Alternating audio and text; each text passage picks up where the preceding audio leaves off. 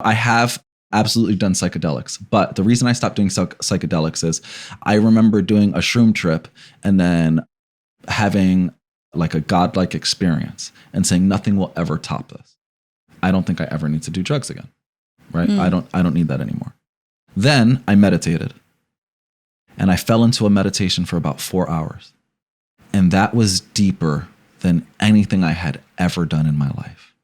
It was such beautiful bliss, such profound bliss that nothing could ever even come close to that. Hello, everyone. I'm Abhinav Jain, and this is the Real Abhinav Audio Experience. Welcome to the Real Abhinav Audio Experience. This is your host, Abhinav Jain, and I aspire to make this podcast go beyond the surface. In this podcast, I intend to bring you insights from the topmost performers, no matter what industry they're in. We talk about how they've done things differently to grow their minds and keep their physical and mental health in shape. My mission with this podcast is to help overwhelmed individuals learn ways to reduce their depression, anxiety, and live with peace and love. I just want to take a moment to thank our sponsors, Blossom Media Studio. Thank you so much for creating and distributing my podcast and taking away literally every single thing that's involved with podcasting so I can just spend the time to talk to my guests and create great episodes. All right, welcome back, everybody, to another episode of the Real Abhinav Audio Experience. Today, we're in the studio with more than myself. We have Mimi in the back, and we got Mathew Morales. Hey guys, how you doing? All right, so this is a really interesting episode because we're about to get into some really hot topics around money. There's a book that this man wrote that's coming out really soon, so we're going to get into all those good stuff. But today, first off, happy Friday. How you doing, my friend? Happy Friday. I'm doing fantastic. Thank you so much for having me here today. I'm like really excited. It's beautiful today. Pumped. Yeah. Pumped. It's a great day. We're in San Diego. We're neighbors practically. Didn't even know. Yeah. Which is fantastic. Really close. Really close. Good, good. So we're here sitting down today. I want to talk a little bit about like how it is that you got to this point in life where you decided to write a book called Never Be Poor Again. Great title, by the way. Thank you. So walk me a little bit, maybe not the whole summary, but a little bit about like, why did you choose to write a book with that title first off? Let's go there maybe. Okay. I will tell you short version of my Nepal story, right? Okay, let's do it. So when I was in Nepal with my girlfriend, Nicole at the time, a couple years ago, we had been traveling already for 6 months. And so by the time we got to Nepal, our first day in Nepal, we were down to $80. Okay. And the visa cost $40. So a friend spotted us $40. So we only paid for one visa. Then we needed a place to stay. So we got a guest house. So I spent $20 on the guest house. So we had $20 left. That paid for 2 weeks of a guest house. Now within an hour of being there, we were hungry. We had just gotten the guest house. We put our things down. We hadn't eaten in days yet because we were going through mountains, doing all this thing just to get to Nepal. And so then when we finally decided to go onto this walk with our $20 and look for dinner, look for restaurants, Nicole gets hit by a car. Damn. And yeah, it was hard. She gets hit by a car. We rush her to the hospital. We don't know the language. We don't know anything. Rush her to the closest hospital. And they do things a little bit different in Nepal. Within seconds, they had already given her the drugs, already took her in for x-rays, everything. Gotcha. Really fast. And so I think 3 hours, we had already had everything taken care of, the x-rays, the medicine, everything, and I had to pay. Yes. And so they hand me a bill. And the bill says $18. Man, the guy's got $20 in his pocket. He's got 18 to shell on this medical bill. Do the math. You got like $2 left. I had $2. $2 chuck, bro. First day. Oh my First God. day in this country. Different country, far from home. Exactly. And so now here's the thing. Nicole, she can go somewhere one time and not get lost. I am not like that. I'm a survivalist. We land in an island. We're going to survive if I'm there. But I can't tell you how to get back home. Like I'm going to get lost. She's like Mimi. She's like, he should get lost in PB. It's crazy. Yeah, exactly. I get lost in PB. I've been here for so many years. I get lost in OB. I've been here for years.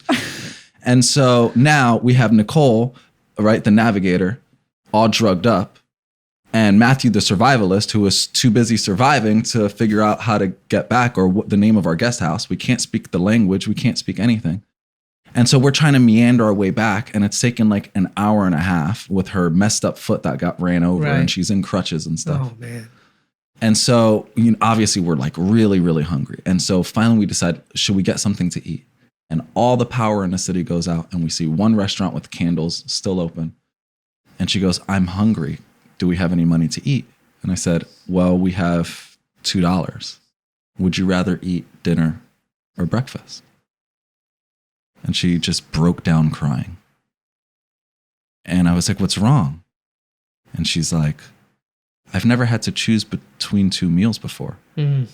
Wow. And so then I broke down crying because I have many, many times. And there was nothing I could say, nothing I could do to change that reality for her, that we were in another country and had to choose between 2 meals. Right. And so finally I looked at her and I was like, come on, let's get some food. And she was like, but what about breakfast tomorrow? I said, you know what, Nicole? I promise, we will never, ever, ever be in this position again. We will never be so broken and beaten down that we have to choose between something as little as a meal. We will never be poor again. I promise, Nicole, we will never, ever, ever be poor again. And so I got up, we went and ate, we made a list of goals. And from that moment on, I started following every single step that I had ever read or came across in a financial book, in a seminar, in anything. And I started remembering them all, finding the books, restudying them, and starting to apply the things that I never once applied until I was destitute in another country and had no way out. 2 questions. Yeah. Did you eat breakfast the next day? Yes, we did. We did eat breakfast the next day because the next day I went out and I started making calls. So we started making goals and I wrote all the little jobs that I could do, anything from cleaning, to sewing. I knew how to do dreads. So I wrote down doing dreads. So the next day she had crocheted some water bottle holders. So the next day I started calling for jobs and they said, you're going to make like 3,000 rupees a month here. That's like nothing, bro. You don't want to do this. You need to find and make American money. I'm like, okay. I find a farmer's market. I bring her water bottle holders. We go there. I start selling her water bottle holders. I do dreads for someone. And I was able to pay back the visa. I was able to pay for another 2 weeks of a guest house. I was able to get us food, everything. We got jobs. We worked in plays. We worked in a movie.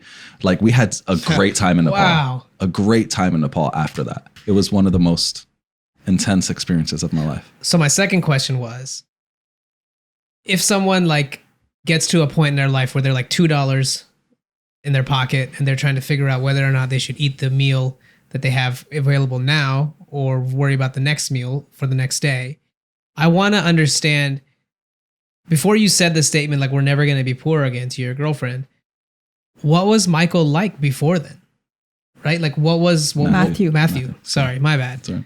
What was Matthew like before then? Mm-hmm. What, like from before that moment? How were you behaving in your like kind of lifestyle that you got to get yourself to a point where you're like now? I mean, there's too much to unpack. Like, how the hell did you get to a point? That's where, a fantastic question. I can actually say in one phrase: saving money. I saved money. I worked my ass off, and then I saved money to go on a trip, and then I went on that trip and I used my savings to travel. Got it. And then I ran out of savings. You didn't have a plan B. Didn't have a plan B, which was okay because I was okay with that. I'm okay working on my feet. That was new for Nicole. That was very, very new for her. But just in general, it was the idea that we work. We save money for this vacation or whatever. Then we spend it till it's gone. Then we go back and work and build it. And it's just this insane cycle. Insane. Instead of working while I was traveling, which I ended up doing, instead of putting money away every time I made money so that it was growing for me on the side, instead of making things work harder for me than I was working for it, I was spending all my money to zero, then going out and working, and then spending all my money to zero, and then going out and working. Wow. I mean, that's what most people do even today. Like Exactly. You go to the job you make your money and you spend it on rent, you spend it on your other food expenses, and you're living on the 1st and the 15th of the month, you're happy. Yep. Right? That's pretty much. And then you got too much month at the end of the money. Too much month at the end of the money. Too much month at the end of the That's money. funny. I like that one, right? Because you spend the money and you're like, shit, I still have like another 15 days before I get paid. Before I get paid again, now what do I do? Yeah. Exactly. And this is a common cycle. If your bank gets only 2 transactions a month of income, something needs to change. Yeah, It's going to be absolutely. really tough. Absolutely. Wow. Yeah. Wow. That's powerful, dude. So I think you mentioned to me yesterday you were 26 years old when this was happening. in your Yeah, life, I was right? 26 years old. Wow. And how old are you now, if you don't mind? 33. I've got a quick favor to ask of you. If you've been enjoying this podcast, I'd really appreciate if you could take 1 minute of your time and leave us a review on Apple Podcasts. It goes a long way, and I'd really, really, really appreciate it. If you've already done that, thank you again. Please share this episode with someone you know, a friend or family member. Download the episode or share the link, whatever works for you. Now let's get back to it. So from that point in life, having $2 in your pocket, to sitting here now where you have a book coming out in less than 2 months, I would say, right? You're getting ready to launch, talking about never being poor again. Tell me the journey that it took from leaving Nepal to getting to a point in your life now where you're starting to have income, let's say more than 2 deposits a month, right? Like, tell me a little bit about that. Exactly. Let's start Oh there. my God. It took so many failures. I thought you were going to say more than $2. Before then I had more than $2. That's funny.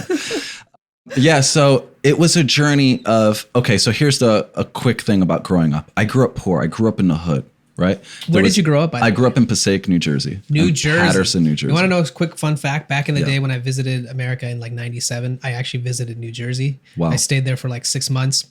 That's why I don't have an accent, because I actually went to school. Okay. And I remember like going to the boardwalk, like and I actually got lost at the boardwalk.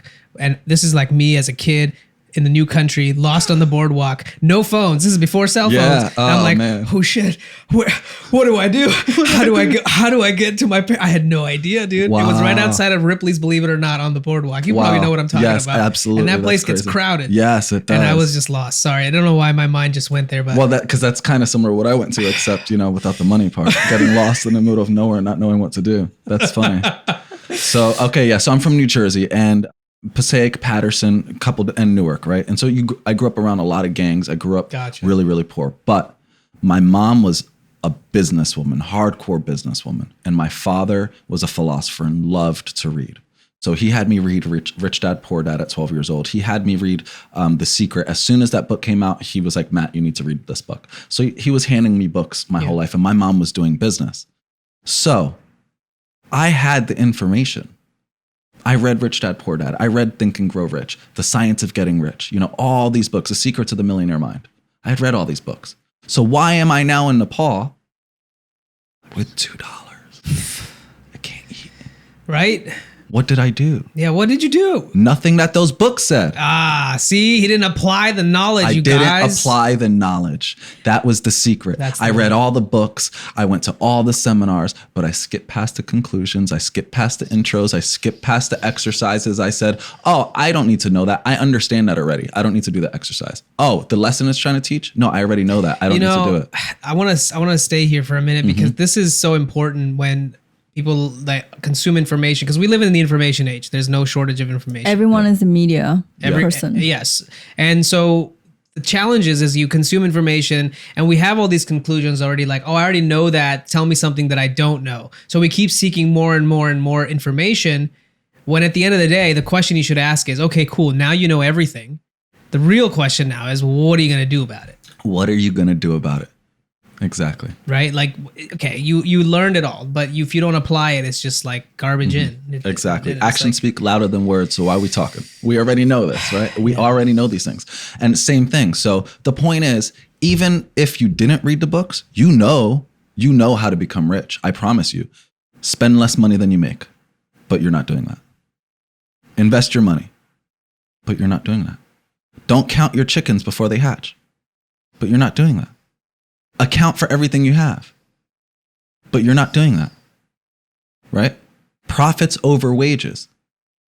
You're not doing that. What went wrong? We know, but we don't do it, and we go against it. Like, what went wrong? That's a fantastic question. It's because it's not part of our education system. It doesn't seem like it's important, and we're taught from our parents through their habits, not through their words. And so that's an important one. That's an important one. And so our parents are telling us one thing. My father has been teaching me finances my whole life. He's still broke.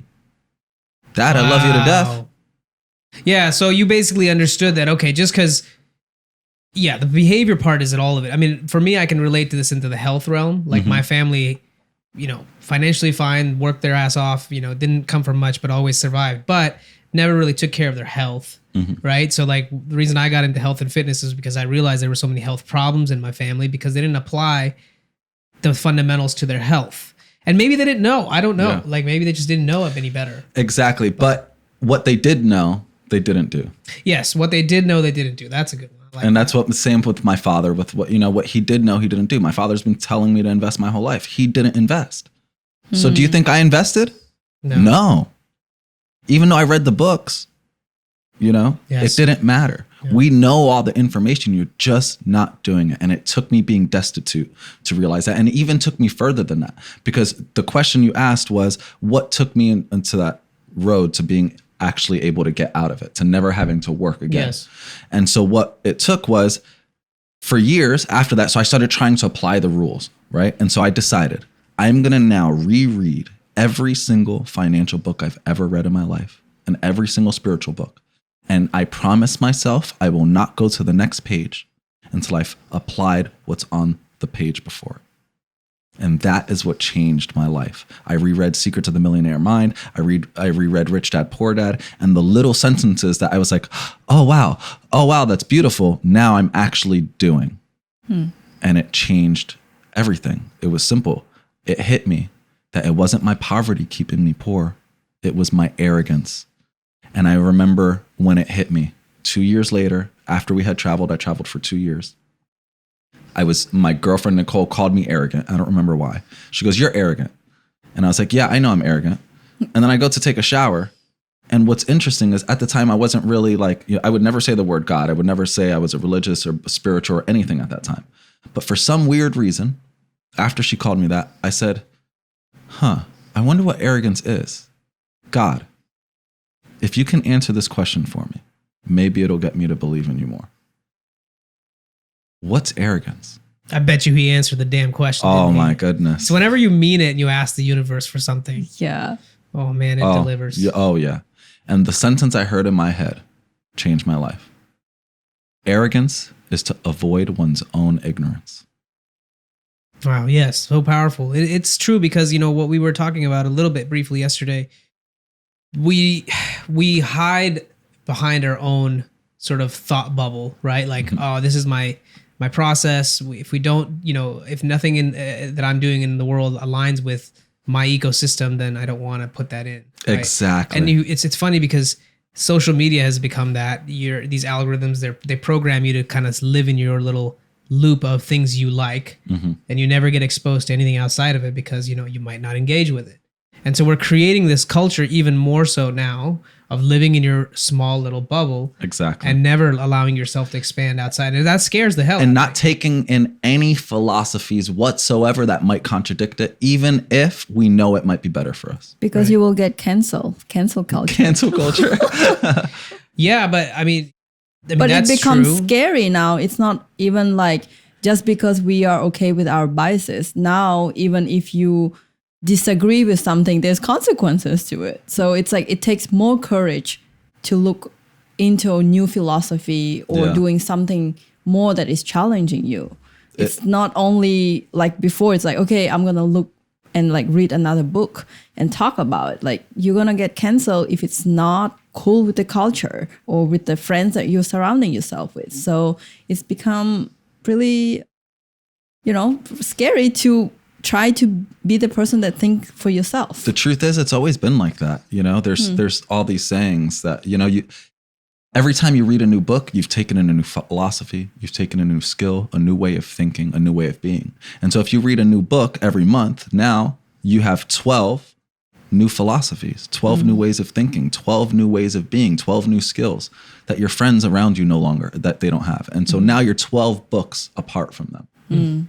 Yeah. And they don't want that. Yep. Yeah, that's a good point. And even though like some people maybe aren't able to read books, I was for the longest time not able to finish a book. And I just wanted to put it out that like it's not people learn different ways, and Exactly. there's enough ways to learn these days through YouTube videos or through audiobooks or whatever have you. It's just this idea that we think that after school we don't need to continue learning. Exactly. It's so weird. Like, we're sitting here now doing this podcast. 3 years ago, I didn't know how to do any of this. Like, I didn't know how to set up what we have today. Learning's the only thing we've ever done from the moment we were born. Yeah. Every single thing we're doing is learning. That's the only thing we do. So for people to think that it stops outside of school is crazy to me. For people to think that they hate learning is insane to me. The only time you're really enjoying yourself is when you're learning something new. So let's get into the meat of it. If, let's say you were more arrogant then than you are today, when someone's arrogant and they don't want their views to be changed, it's very difficult to actually kind of swallow that and then move forward with like actually improving yourself. So maybe let's talk about some of that. What were some things that came up kind of as repeated maybe trials or things that you needed to learn because you realized like, shit, I have to get, outside of this. Exactly. So, the biggest one is we have to separate our money. Okay. And so this is one we hear a lot, right? We hear people say, pay yourself first. Yep. But people don't know what that means. You don't know what it means to pay yourself first. Pay yourself first doesn't mean to buy yourself clothes. It doesn't mean to buy yourself food. It doesn't mean to pay your bills. It means that you're putting money away for you. That's yours. That grows your worth. And what it's doing, it's yours and it's working for you. And it's working really, really hard for you and it's growing itself. That's what it means to pay yourself first. Got it. Financially. Okay. And so the first thing we do, the moment we get paid, the second we get paid, we need to separate our money. And I'll explain why. It's because money, we call it a currency because it follows the laws of currents like water and electricity and magnetism. And all currents must follow the same law. So let's use water for an example. Imagine a river. What happens if you've put a dam inside of the river and completely stop the water? It becomes stagnant. It rises, right? And then it gets to this point and then it starts to fester and mold and things start to die. Okay. And it can only go so far. And then everything around it suffers as well. But the moment you pull that dam and it starts to flow again, right? It gives infinitely. And isn't it interesting how a river can give and give and give and not run out? Mm-hmm. Well, our money follows the same laws. By putting it in a place where it stops, instead of working hard for us, like saving. And by saving, I mean just putting it somewhere and just hiding it away. Just blocking it off. It's not doing anything. It's in a vault somewhere. Okay? It's not gaining anything. Well, then you're making your money putrid. It's not working for you. Okay? The same way you would with electricity. If you were to box it up for so long, what would happen? It would either explode from being contained or it would fizzle out, depending on the situation. Well, it's the same thing with our money. It's like money is useless sitting still. It has to be moving. It has to be moving. It has to be flowing just in the right direction. So now if we start a village, right? We decided we're going to start a village. We're looking for a river. The first thing we do is look for the river, settle down by the river. And let's say we only have our hands first. We get the water with our hands, and then we build a clay pot, and then we build these bigger things. But then eventually we separate the river so that we can poop in the water and cook in the water and clean ourselves in the water and them not touch each other, right? So we channel the river and we separate it in different ways. So you have to do that with your money because you wouldn't pee in your cooking water, right? Well, I wouldn't, but maybe somebody else would. Somebody else would, but I So it's the same thing with your money. You don't break the integrity of the accounts. Yeah, maybe if you're Bear Grylls. So you never want to break the integrity of your accounts. You know what I mean? Follow, yes. You never want to break the integrity. You wouldn't take the money out or the water out from cooking, put it to pee, and then put the pee water in and then keep reusing it. That's nasty. Yeah, so you can't do that with your money. You need to send your money somewhere. Money for expenses. Money that works harder for you than you do for it. That's what it means to pay yourself first. And then money that is paying off your debt. And then after you've channeled your money this way and you've become experienced, you do it one more way in which you have money literally for fun. So you never feel guilty. Money for giving away, for charity.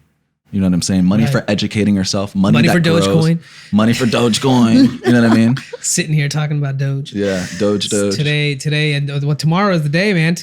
Elon's going on SNL. Apparently, it's going to be popping off. Yeah, that's another topic. And how is it controversial that he's going on to SNL? I don't know about the controversy part. I think people just don't understand that. First off, I don't think he owns any Dogecoin because if he did, the SEC would probably be right up his ass because he can't be promoting. Yeah, he can't be promoting something that he's trying to like. That's like pumping stocks, right? Yeah. So I don't actually think he owns anything. That's my guess. And I think he's just I mean, he's a fan of technology and like what it does. Yeah. And so I think he's just commenting on the fact that like the fate of the irony behind a joke coin becoming the real coin is very much possible if people decide it to be possible. Exactly, because value and opinion is what creates the value of money, or opinion is what creates the value of money. And in general, while we're traveling, right, people trade books and it becomes a currency. Yeah, I mean, we used to trade like, things for other things. Exactly, right? The bartering system, right? And so currency has just become sort of like, that, but the next level. And then so why is cryptocurrency not the, standard evolution of that? It blows my mind how many people don't understand it right now. Exactly. And, it's going to sneak up on them quick. So speaking of like the currency part of saving your money a little bit, I would add, you should spend some time also researching what is actually going on today, not just the principles from yesterday, which is like put your money in a retirement account. Well, exactly. So, and this is the difference. This is what's important.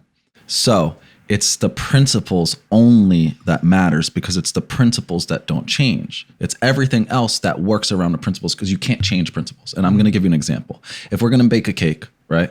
No matter how hard you try, you can't swap out the baking soda for salt and expect a cake to appear. You just can't do that. It just doesn't. But what you can do is make a cupcake or a wedding cake. Big, small, different colors, different styles, different flavors, and all those things. That's a good way to put it. But the principles can't change. So we have to find systems that align with principles. That's why books become redundant, especially financial books. They're all saying the same thing. Yeah. Yes, because they're all following principles. But if something's not following those principles, it's wrong. It's simply wrong.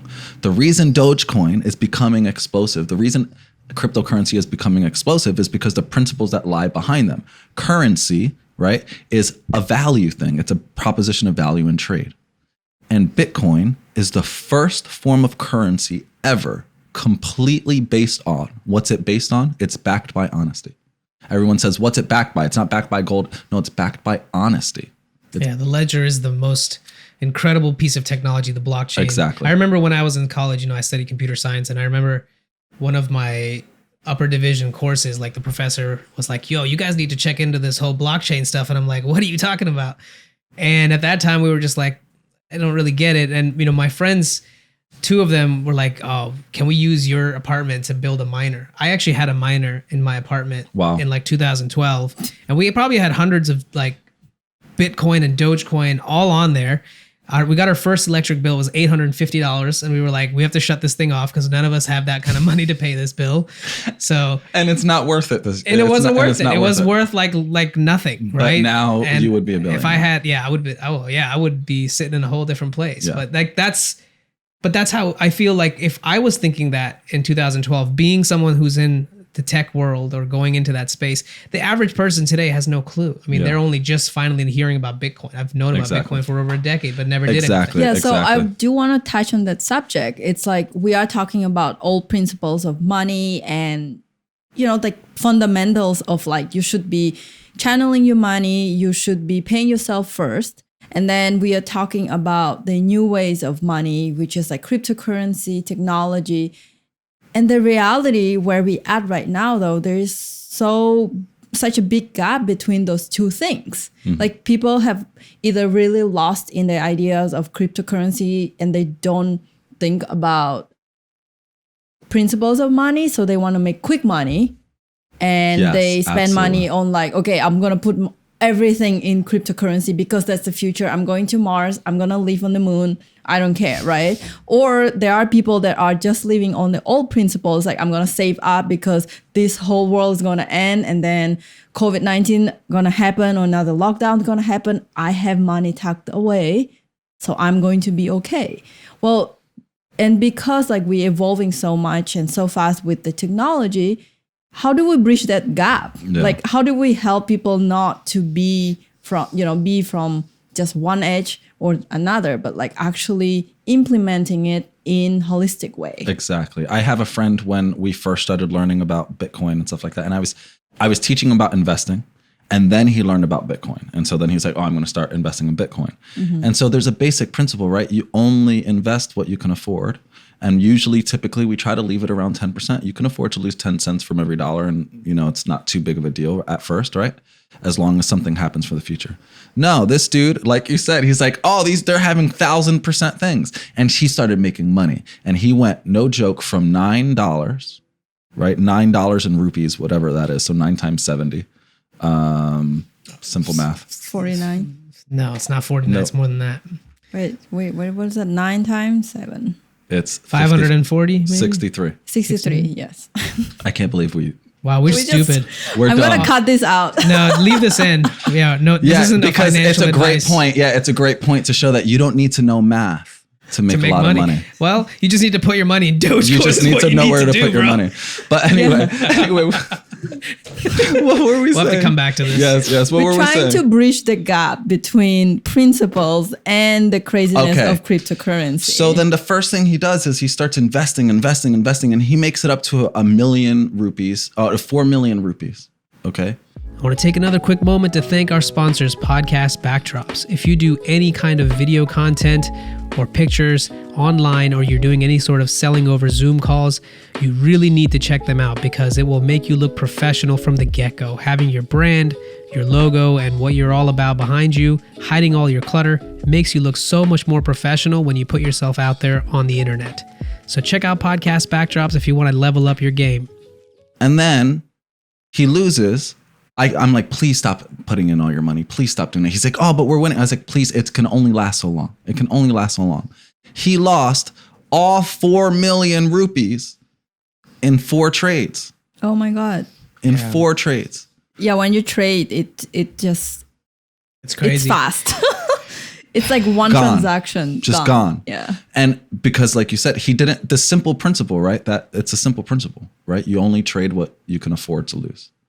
And he's like, no, I'm putting in all of it. It's like, but you're only putting in all of it because of excitement. So we're allowing the excitement of something new. Yeah. Throw away something that. Speaking of like the trading craze right now with like TikTok and all the Robinhood traders and everything else that's going on, what's crazy to think about is we've made it okay by calling it financial, investment. It's basically gambling. And now everyone has a slot machine on their phone.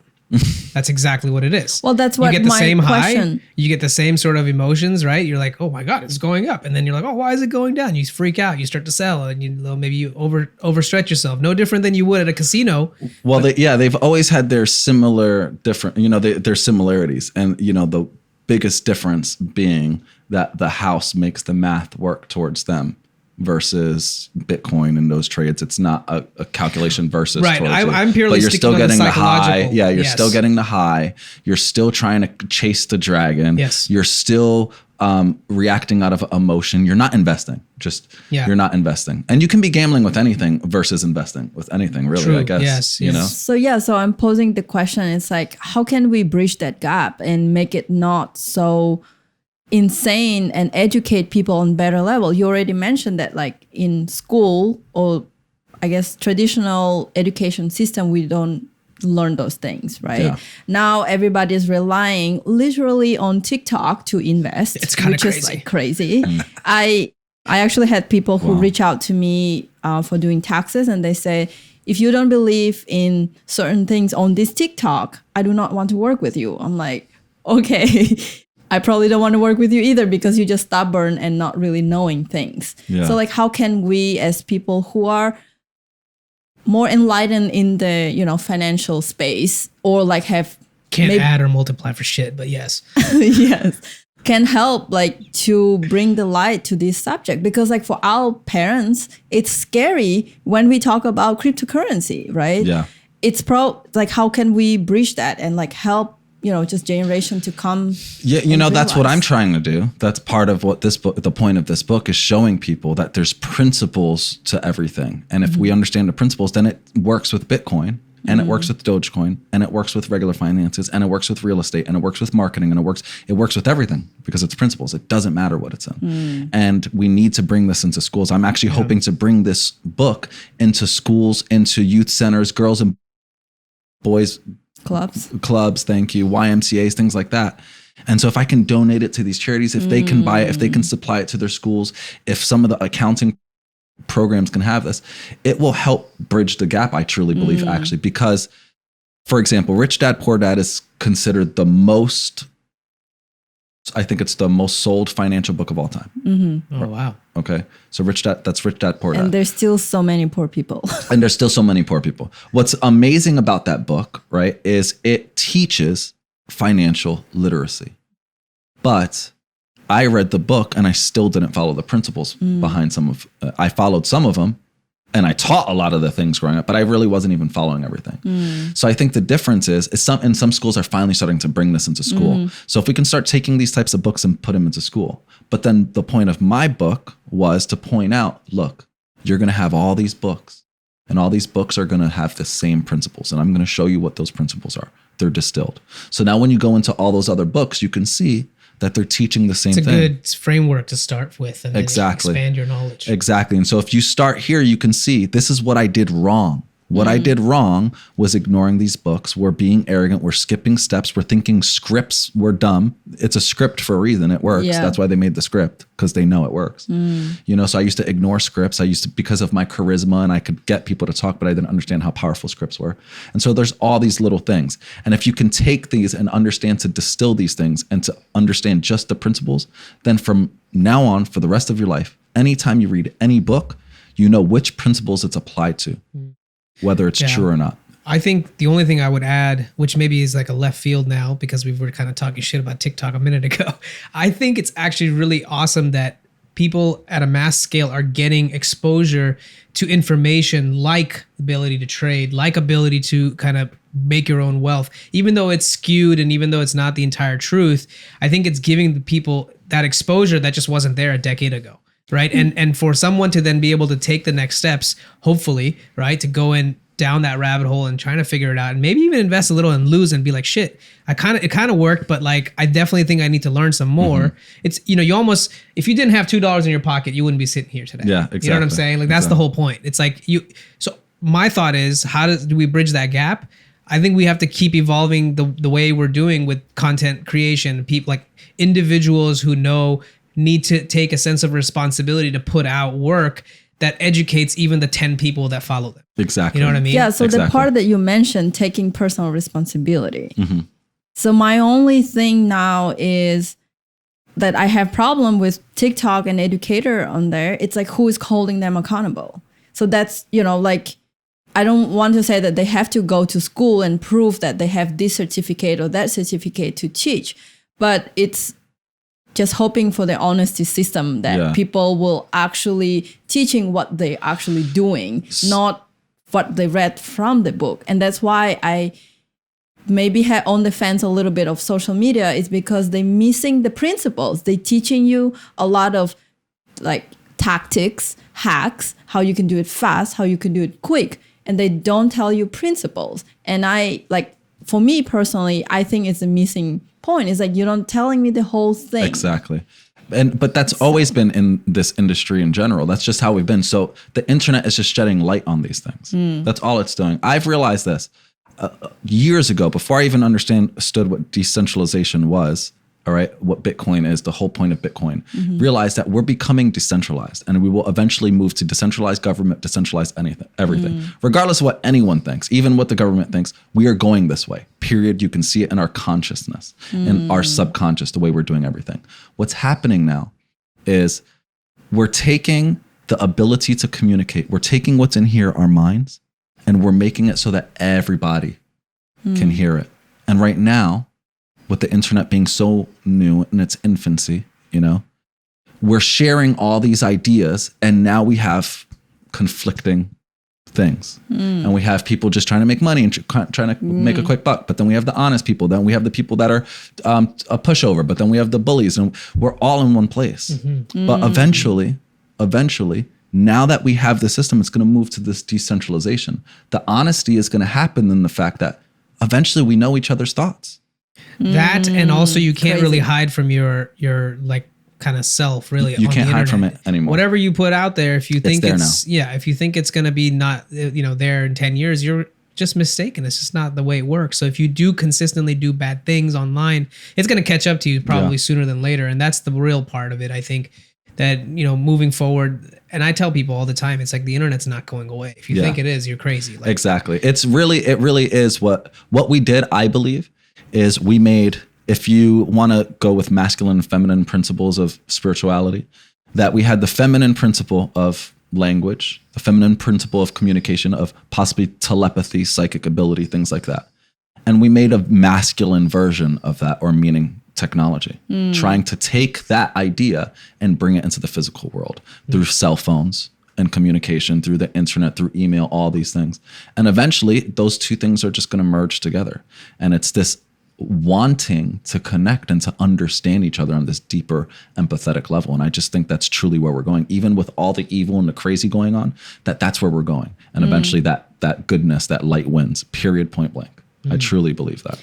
Yeah. So in your book, I guess like website, I read that you've talked about enlightenment, that you want to achieve enlightenment and then reach your goals. And we start talking more towards like spirituality and all those things. Like how, I think that this is really important question and like to ask, like, how do you stay, I would say, like grounded, even with so many things that is going on with the internet and exposure of things happening? Like, how do you stay grounded and not being so attached to those things that is happening? Because you say that you see that that's the direction that we're going, but there's so much conflict that is happening. How do you not be involved in those conflicts? Because that's the most generation that is, growing up right now, like Generation Z and millennials like us, we tend to be involved in those conflicts and dramas. Like, how do you stay grounded? Oh, trust me when I tell you it's a practice,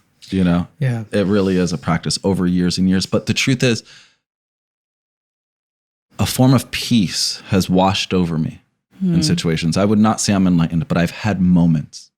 I would love one day, that's what we were saying about enlightenment. I would love one day to be enlightened. I'm definitely not enlightened. I love to meditate. I love to, try to fall into this world. And it's happened where I fall into these deep, powerful states for months at a time with no thoughts. And this one time I had this beautiful reflection of seeing like the next 1,000 years and it playing out. And after seeing that, there's just nothing to be anxious about. What kind of mushrooms did you take?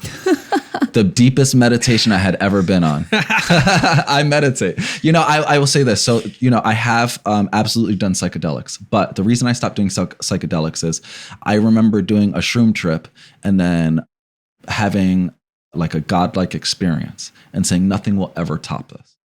I don't think I ever need to do drugs again. Right? I don't need that anymore. Then I meditated. And I fell into a meditation for about 4 hours. And that was deeper than anything I had ever done in my life. It was such beautiful bliss, such profound bliss, that nothing could ever even come close to that. Thank you. We should clip this and like put it out for people that don't want to meditate. Be like, how can you not want to meditate when you hear shit like this? Yes. It's true. Yeah, it's this bigger bliss. And the other thing was realizing that I could, in a split second, just turn on that feeling of it's always available to you. You just have to access it. It's always available. Exactly. Right. And that's the beauty of meditating. There's no objective or goal. It's really just checking in with yourself. And every day, you know this, right? Why don't you share some of this? Because you clearly don't meditate as much as you should at some point. Now you started to, and you're noticing a difference, right? Like share some of your feedback. I would say that I have been in different states of bliss and like feeling as of like I was speaking to God or hear the voice of God. Mm-hmm. And there are many ways still where I am at right now. I believe that there are many ways how you can get there. Like it does not have to be only one way of meditation or another. Yeah, like you can get into it by doing yoga. Like what happened to me like 2 weeks ago, I was doing just morning yoga kind of stretches, but it was like a real practice, not like a class for 45 minutes. It was like 2 hours of yoga practice and it was led, but I was doing what my body let me, allows me to do. And out of sudden I had this voice telling me that just follow your gut because everything that you need to know, it's inside you. And I just had the peace, right? So that was like kind of moment that when I had it. I had also moments when I spoke to God by just walking and praying praying to God that I believe, or to the universe, how people will say it, right? And I also had the moments of bliss when I was just sitting and doing the meditation practice where you're doing Om chanting and singing and all those things. So like for me, I believe that yes, it's available to you, but it does not have to be only one way or another. Sometimes I have it by reading Bible. Sometimes I had it by writing, just like my own thoughts down, and like out of sudden I just have this like exactly moment and I want to cry. It could be a sentence, it could be a thought, it could be a thing. So I still think that meditation, it's good, but you don't have to be only doing meditation, but you can do the form of meditation. I think the thing that really kind of struck to me, because I started to get into meditation several years ago when I was going through a very rough time as well. And at that time, it was just more of a means to an end. I was like, okay, I don't have any structure. I want to start getting better. You sit down, you try to meditate. You're like, this doesn't do shit. Why am I doing this? Right. So you have that kind of attitude to start. But if you stick with it for just to say like, I'm going to do this for the next, 30 days or whatever, for me, it was like something like that. So I just stuck to it. And, slowly but surely, I started to find other ways of kind of introducing the same presence, that same peaceful feeling. And one thing that I found that was very interesting to me was this thing that I was never taught my entire life, which is introspection, the power of actually watching what your thought process is and questioning where is the thought coming from, who is the thinker and who is the watcher of the thinking. Very deep, profound stuff. These words, they don't mean shit. Like you actually have to allow them to search within you, and then you realize you're like, yeah, what am I going on about? This whole and at the end of the day, the reason I bring that up is it ties back to what you were saying about meditation is when you sit down and you try to meditate, you can get glimpses of that sort of, transcendent or perplexed, like feeling, like eclipsed sense of like, I'm not these thoughts. Like I'm having these feelings, but I'm also watching them.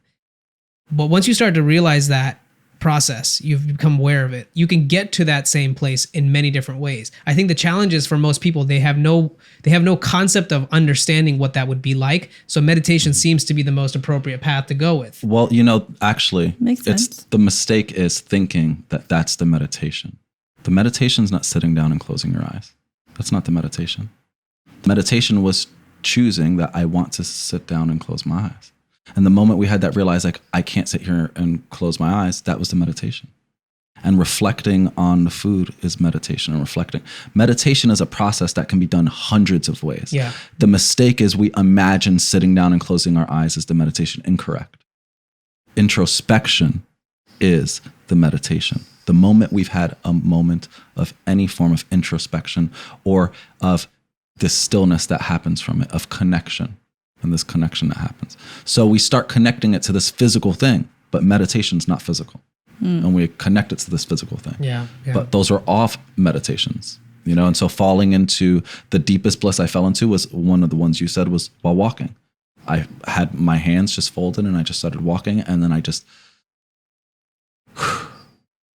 hours just in this absolute pure bliss.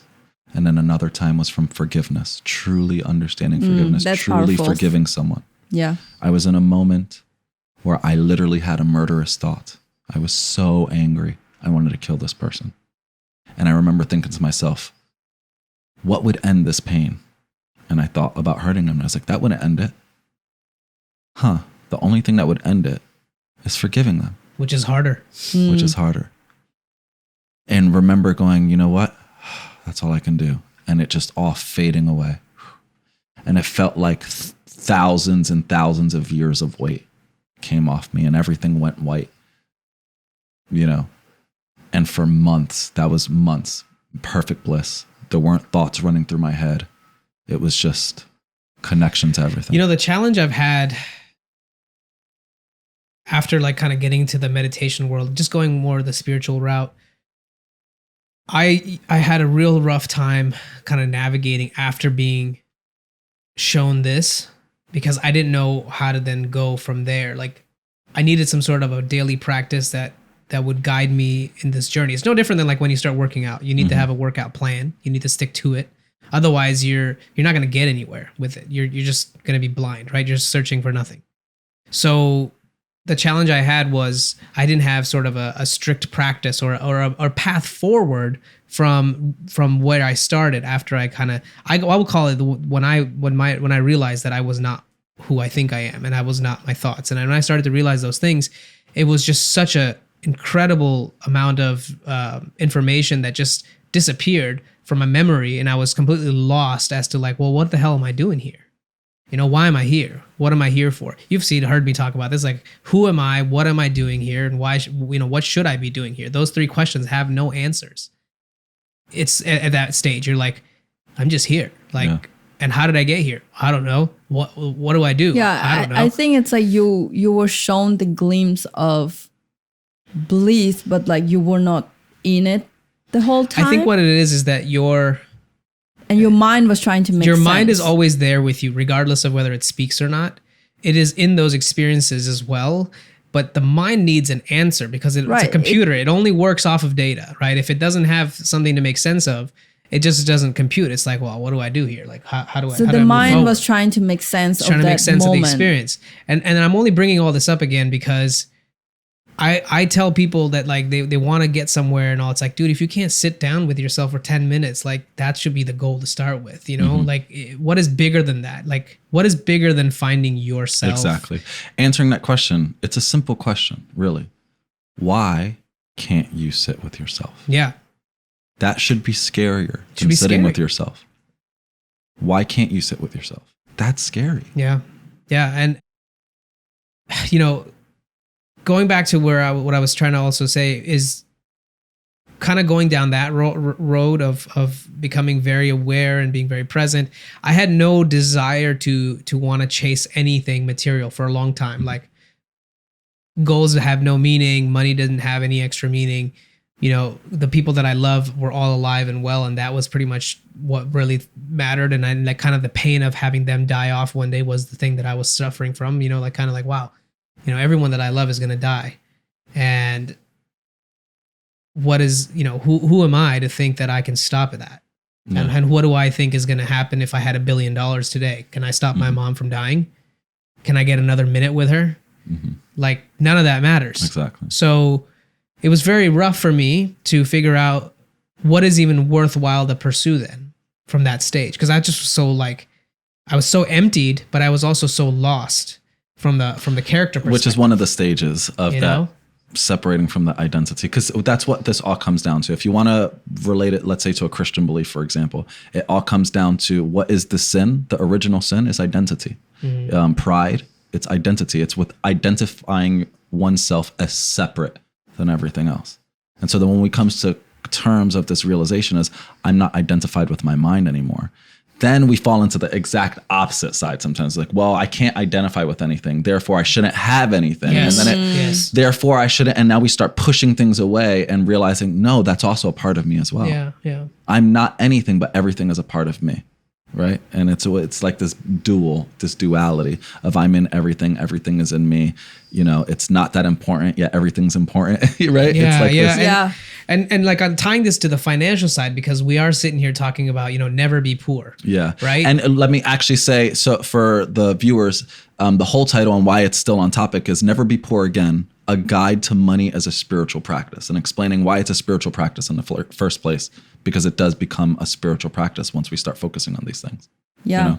So sorry, go ahead. No, and I think you're on it. I was basically going to say, like, how can we then talk about like walking someone, because I wish I had this conversation then. I didn't, right? But it's like, what would you tell someone who is in that state of kind of, you know, they're disidentified, but they are trying to find a path to move forward. It's like, well, dude, you still got to like live in this world, and you still need to make money. In this world. And so like, how do you create that sort of sense of money is important, but it's not. But it's not important. Yes, you know. Easy. I got you. Okay, tell me. This is why money is a spiritual practice in the first place. Okay, here's a secret to finances. You are always paid directly equal to the quantity of service you give, the quantity of people you serve, and the quality of service that you give. So simply put, You're always paid according to how well you help people and how many people you help. Yeah. That's what we focus on, not the money. So don't focus on like, I gotta want to get $1 million. Yeah, Just no. focus on how can you generate $1 million worth of value for other people. Exactly. and it will Or come to even this. It's like, I want to be a millionaire. Well, then what do I have to do? Who do I have to become in order for me to have enough money to be able to give 10,000 away as a gift because I have $1 million of income? I feel like I'm getting preached to myself right now. And I love like the conversation because we started with money and then spiritual, right? And then you tying it to like spiritual practice.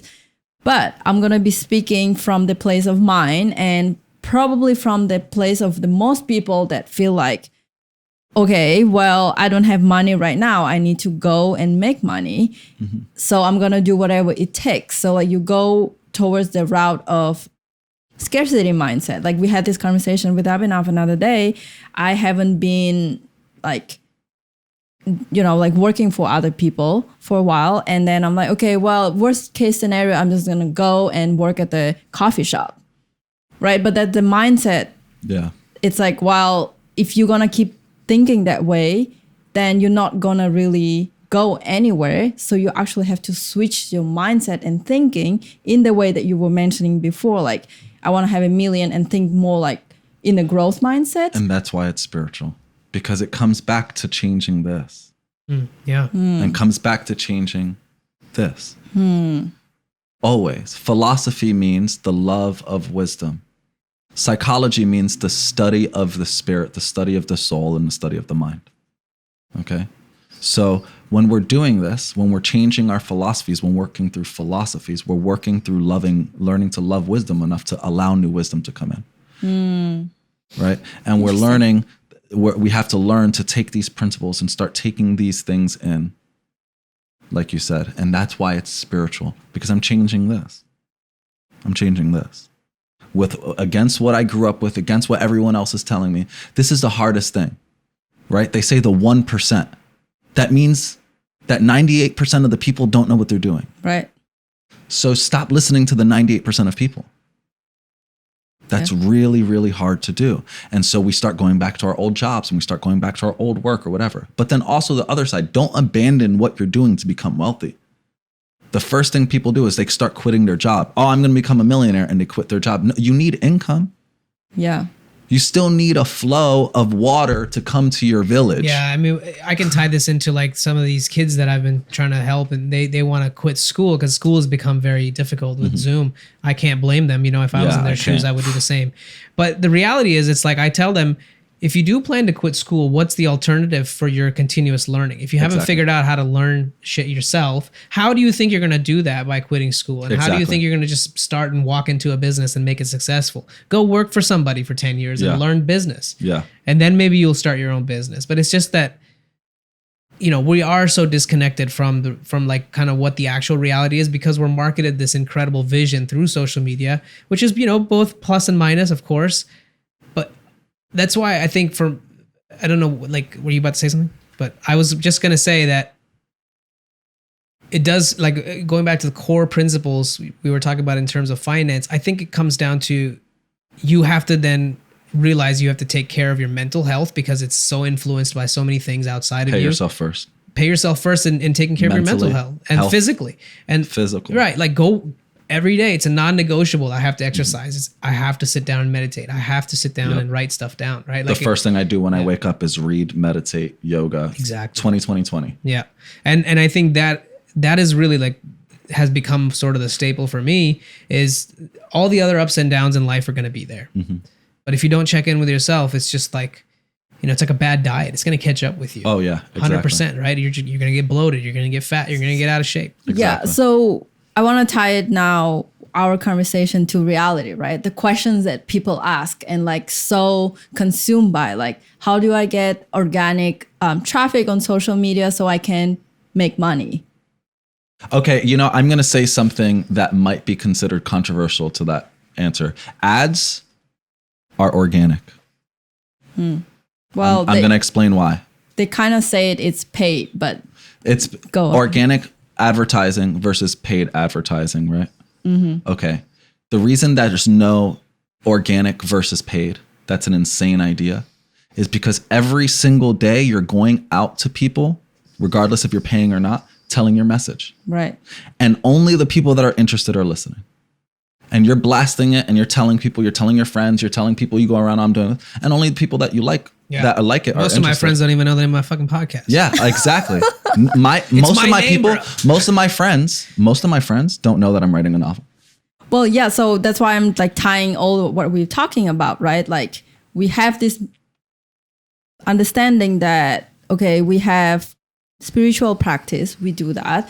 And then we try to be different out, like swimming against the current and be different. But then people around us are the people who asking those questions that are like, okay, I want more Instagram followers so that I can make money. So it's nothing related to like how I can become rich or how not to be poor. How do I practice principles? Like, let's think those talk people about are like that's a screwed reality. from the beginning. If they think having followers equals money, they're wrong. Right, but that's the most of the people. So like we are on the Yeah, so I'm telling those people, you're wrong. If you think followers equals money, you're wrong. Yeah, and we need to move to helping people. We need to move to solving problems. Yeah. And it's at it. So the truth is, once again, how do we bridge the gap? Answering all those questions.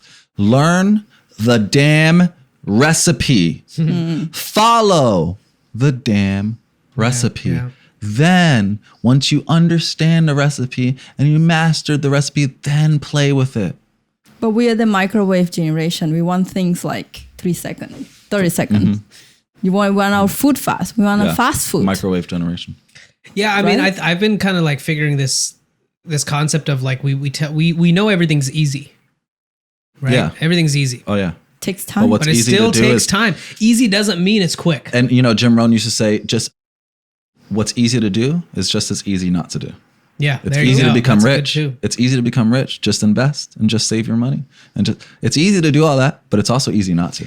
But I think that the core is that like we believe that just because it's easy, it is also quick. Quick. And that's exactly. And that's the No. real disconnect. That Yeah. when that clicked for me, I was like, fuck.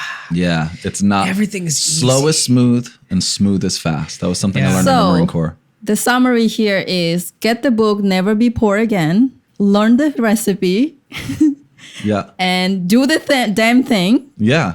and you'll be fine. And you'll be fine. And you know what? I can quickly give you the recipe. If it's fine. I'm willing to give the secret away. All right. It's as simple as possible. Okay, write it down, people. Write this down as fast as possible. I'll do this. First, you need to separate your money and channel it. Take 70% of your money and put it to your expenses, the things you need to pay. Take 20% to pay off your debts. Even if you can only pay, you got 100 debts, you can only pay $1 per person. Whatever you got to do, 20% for your debts. And 10% to pay yourself first, something that's working harder for you than you are for it. Every single time you get paid, you channel it into these 3 things, and you never break the integrity of those accounts. 2, you write down your net worth. Your net worth is your assets minus your liabilities, or in simple terms, all the things putting money in your pocket minus all the things taking money out your pocket. How much money do I have left over? Yeah, what's the net? What's the net? If I paid absolutely everything today, do I have anything left? Or am I broke? Am I starving? Right, What would happen? right. So you do your net worth, because what you focus on grows. So don't focus on your debt. Oh, I have $20,000 of debt. No, focus on your net worth, which will write your debt in there, have it entailed, but you're focusing on what you're growing. So your net worth. All right. And then third is you have to start taking your money after you account for it and start making it work harder for you by making it automatic. Stop worrying about learning how to invest. You don't need to learn how to invest, and you don't need to have money to invest. Would you ever say, oh, I'm too dirty to shower? No, you shower because you're dirty, right? You work out because you want to get strong. You don't say, oh, I can't work out, I'm not strong. No, you work out to get strong. I'm too strong. I don't want to work out. I'm too strong, guys. No, no. So you invest because you're broke. Okay. And so now you have to start investing. And the easiest way to do it is just take a portion of your money and have it automatically start investing. Stop worrying about it. Stop trying to get small hits. Long term, think long term. And then fourth, do it today. Yeah. And spend less money than you make. It's this simple. If you make $100 and you spend 102, how long can you do that for? Yeah. You I mean, there are so many credit card companies will reach out to you. They will help you They out. will help you. Oh, they'll love to help you with $14. Don't fall for it, you guys. $14 to $26. So every time you spend $100, you're also paying another $26 You know, on top. one thing I think you maybe will do in your second book, or it's maybe already in there, but I would also add, you know, part of like getting yourself to not be poor, we've already talked about. It also involves, you know, paying your mental health, paying your physical dues. Oh, that's a big part of it. Absolutely. Paying your, you know, your community, your family relationships, Exactly. like all of that. Think about it. Do you want to be the richest guy with no deep connected relationships to Exactly. anybody? No like friends. what would that be Yeah. like? And then the only friends you would make at that point are people that are wanting to take money or use you to, you know, have them pay for stuff. Exactly. Which is fine if that's what you want. If that's what you want. But like, I don't think that's what most people Exactly. want. That think about I having definitely money. do. I have a whole chapter on Yeah. the idea of the difference between being rich and being wealthy, right? Being rich is to have an abundance of money. Being wealthy is to have an abundance of time. Yeah. I have a shirt. I didn't wear it today, but it basically says, I eat and sleep well. It's like, if you can eat good and you have really good night's sleep, you are super wealthy. The Exactly. majority of people that don't have that is insane. Yeah, think about it for a second, like you were saying, right? If you're rich and you're sick and you're going to die tomorrow, your money becomes worthless, right? So the bigger part of wealth is your health. So I explained that in there. And that's your mental health, that's your physical health, so you know, that's all in there. It's really important. That's why Health it's a is spiritual wealth. practice. Health is wealth. It's a spiritual practice. It's all in here. And so it's all related because the way you do anything is the way you do everything, right? So if your bank account goes to zero, then you probably let your fridge get to empty before you refill it. Your laundry probably gets completely full and you have no underwear before you do your laundry. You probably have no gas in your gas tank. They all represent each other. If you take on other people's problems, you probably have people stuff inside of your drawers, and you have people stuff inside of your closets, and people stuff inside of your car. You take on other people's baggage. Wow, yes. That's very valuable. Right. Yeah. And so it applies with your health. It's the same thing you're doing. The way you treat your money is the way you treat your daughter, your mother, your sister. If you neglect it, you neglect your money. But it's also what you do with your food. It's the relationship that you have with your food. So if you like convenience and money and you like quick money, you like to make money fast, you probably would prefer pills and nutritional pills over workout plans. You know what I mean? You would probably just take a pill if you can instead of actually trying to work out. So these are similar ideas. The way we do anything is the way we do everything. Yes. Well, you're on a big mission, you know, like to just really educate and bridge the gap between like the people that grew up poor and really trying to get out of that mindset. So I'm so glad that we were able to be one of the first people that hear about this, and we'll make sure to put all the information and the link about the book. And actually pre-orders is already starting, right? Yes, pre-orders are coming out. 69 days till the release. The release day is July 16th. 16th. And if you order the first 100, you can get it signed, correct? We're doing 100 people will get a signed copy, and I think there's like 30 something spaces 37 left. Got it. Okay. So, yeah. So, yep, go and get your book. And we are so glad that we can be on this journey with you to help, you know, to talk about this and educate more people about financial literacy and as a spiritual practice. Yes. No, I'm so glad you're think- on this mission because it aligns with what I want to do is get more people just the path to figuring out, you know, themselves for themselves, right? Like it's Exactly. the stuff we haven't just never been taught unless your parents are just like Zen masters, which, you know, I'm so glad you have that. Then go give it to the world, you know? Yes. It's something that we all need. So again, man, thank you so much for just taking the time to do this. Yes, It's thank been- you guys for Yeah. having me on the It's show. been really It's been fun. amazing. I'm actually grateful that you're doing it because a lot of people don't go out of their way to educate others if they've learned something because they think, oh, okay, somebody else will do it. Yeah. It's so many things out there already. Yep.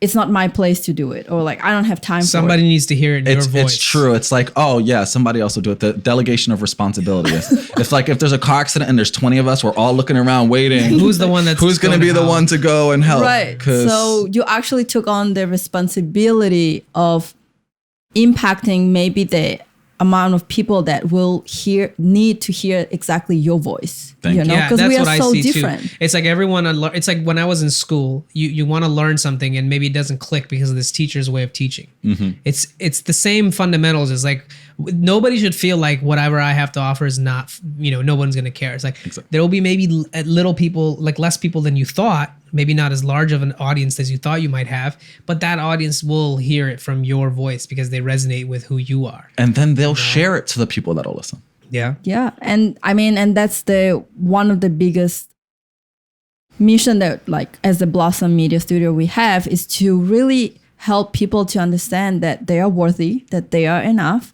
that they have the voice that other people need, like whatever that you have, the dream or the idea or the thought or maybe a book, it's worth to do it. Right. Yeah. And, absolutely and we want to just cultivate that space of creativity and growth and just encourage people, like, go and do it. And I have to give, kudos to you for doing it and stepping out, paving the way and showing that it's possible, right? Like you said on your website, just a kid from the hood.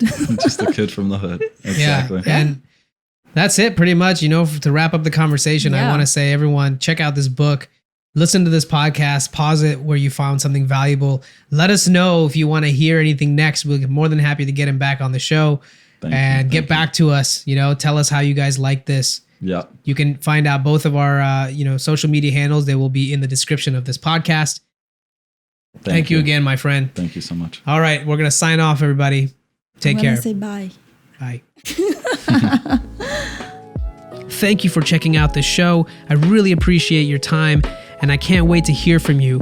If you want to give me any feedback or want to get in touch, know someone that I should put on the show, reach out to me on Instagram, TikTok, LinkedIn, wherever you are online. You bet you can find me there. Just search for The Real Abhinav. Thank you, and we'll see you next time.